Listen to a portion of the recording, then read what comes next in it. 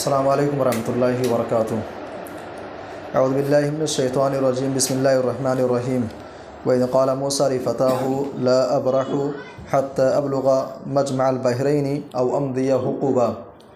मुअज़्ज़ज़ सामिईन किराम, कुरानी वाक़यात में से जिस वाक़े के बारे में आज हम बात करेंगे वो वाक़या है हज़रत मूसा अलैहिस्सलाम और ख़िज़्र अलैहिस्सलाम का वाक़या।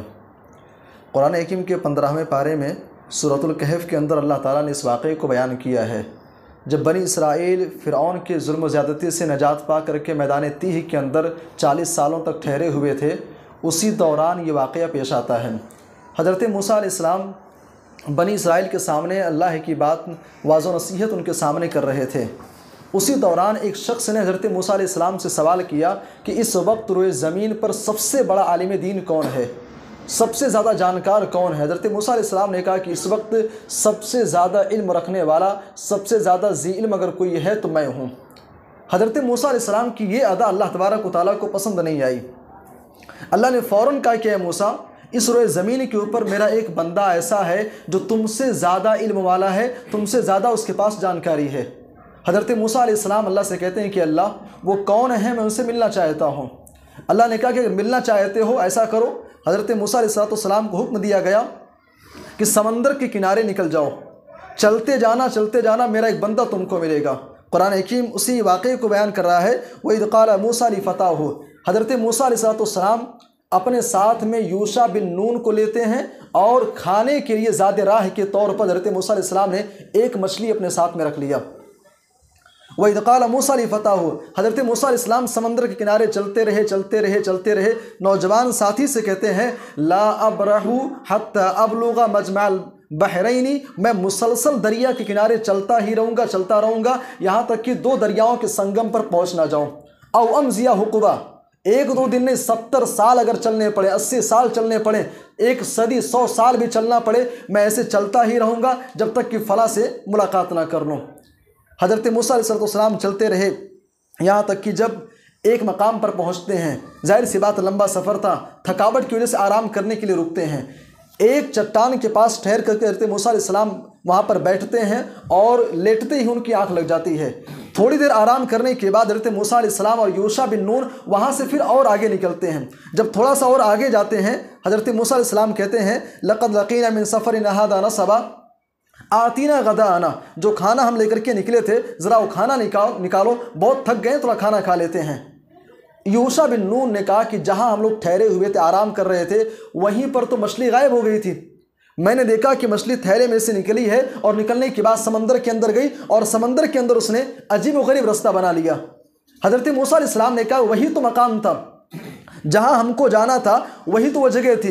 हज़रत मूसा अलैहिस्सलाम फिर वहाँ से वापस लौटते हैं। फ़रतद्दा अला आथारिहिमा क़ससा, आप जानते हैं कि जब आप रेत पर आप चलेंगे, समंदर के किनारे जब आप चलेंगे तो आप जैसे जैसे आगे बढ़ेंगे पीछे आपके पैरों के निशान बन जाएंगे। हज़रत मूसा अलैहिस्सलाम और यूशा बिन नून उसी पैरों के निशान को देख करके फिर से वापस उसी जगह पर आते हैं और क्या देखते हैं, फ़वजदा फ़ीहा अब्दम मिन इबादिना, वहाँ पर ख़िज़्र अलैहिस्सलाम को मौजूद पाते हैं। सलाम कलाम होता है, बातचीत होती है। हज़रत मूसा अलैहिस्सलाम अपने बारे में बताते हैं और कहते हैं कि मैं आपके साथ में रहना चाहता हूँ।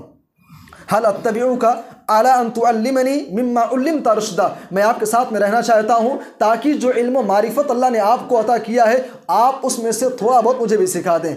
हज़रत ख़िज़्र अलैहिस्सलाम कहते हैं ठीक है, आप मेरे साथ में रहें, लेकिन आप सब्र नहीं कर पाएंगे। मूसा अलैहिस्सलाम ने कहा नहीं, इंशाअल्लाह आप मुझे सब्र करने वाला पाएंगे, मैं आपकी नाफरमानी नहीं करूँगा। हज़रत मूसा अलैहिस्सलाम ख़िज़्र अलैहिस्सलाम वहाँ से फिर निकलते हैं। ख़िज़्र अलैहिस्सलाम कहते हैं ठीक है, मेरे साथ में आपको रहना है, लेकिन एक चीज़ याद रखना कि जब कोई काम हो, कोई बात हो तो पहले सवाल मत करना, यहाँ तक कि मैं उसकी वजाहत ना कर दूँ। वहाँ से निकलते हैं। निकलने के बाद 3 वाक़यात पेश आते हैं। एक वाक़या पेश आता है कश्ती के अंदर सवार होने का। एक कश्ती में सवार होते हैं। हज़रत ख़िज़्र अलैहिस्सलाम सवार होने के बाद जब कश्ती समंदर के अंदर थोड़ी जाती है, एक तख्ता निकाल देते हैं, एक तख्ता तोड़ देते हैं, उस कश्ती को ऐबदार बना देते हैं। हज़रत मूसा अलैहिस्सलाम से देखा ना गया, फ़ौरन बोल पड़े आप कश्ती का तख्ता आपने उखाड़ दिया।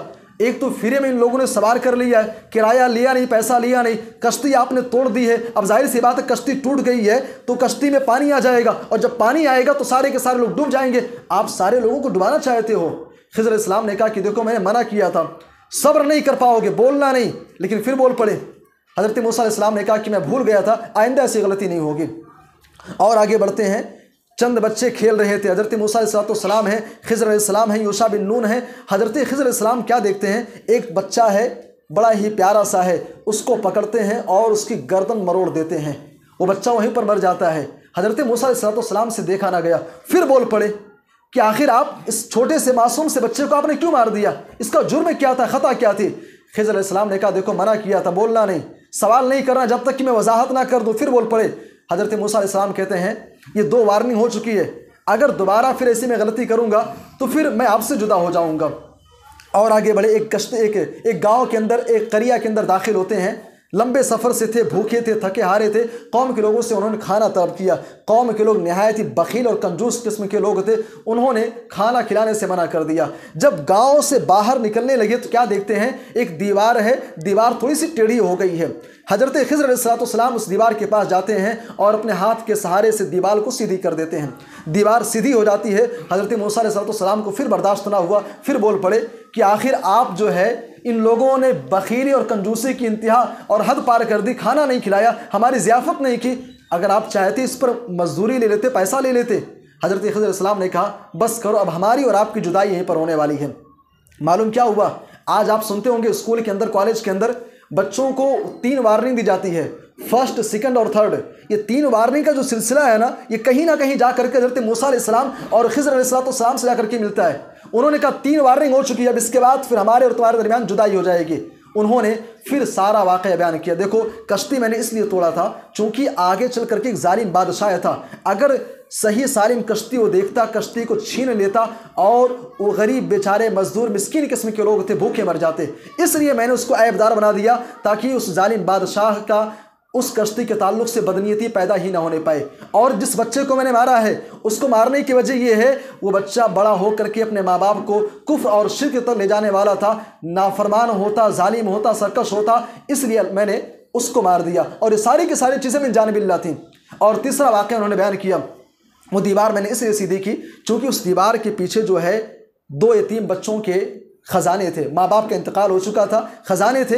अगर दीवार गिर जाती तो कौम के लोग ख़जाने को लूट लेते, इसलिए मैंने उस दीवार को सीधे कर दिया। ये वाक़या बयान करके उसके बाद फिर हज़रत मूसा अलैहिस्सलाम और खिज़र अलैहिस्सलाम के दरमियान जुदाई हो जाती है। मेरे भाई और दोस्तों, इस वाक़े के अंदर बहुत सारी नसीहतें हैं। एक चीज़ अपने सामने आप रखें, हज़रत खिज़र अलैहिस्सलाम ने कहा कि वअम्मल जिदारु फ़काना लिग़ुलामैनि यतीमैनि फ़िल मदीना वकाना तहतहु कंज़ुल लहुमा वकाना अबूहुमा सालिहा। बाप का इंतकाल हो चुका है, माँ भी मर चुकी है, उनका कोई सहारा नहीं है।